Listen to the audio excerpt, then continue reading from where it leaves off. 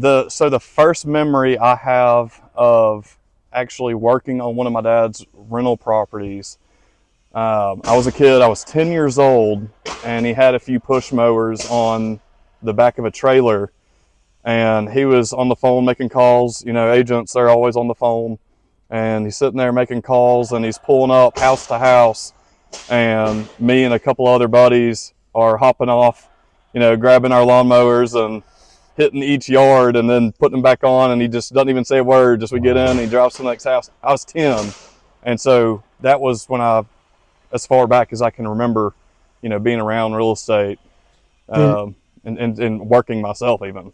Did it ever, I've heard all these stories about, you know, the second, you were saying third generations. It's like, man, it put such a bad taste in my mouth. I don't ever want to do that. Obviously, Yeah. It was the opposite for you. You really kind of gravitated towards it. So that kind of goes back to the rentals thing.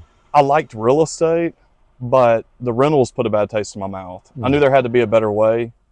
You know, a lot of the time with rentals, and especially if you're not careful with the area, they get trashed. You know, people don't pay. I mean, those horror stories that you hear, I've seen them all repeatedly. And so I knew I didn't want to do that. But I knew there could be a better way to do it.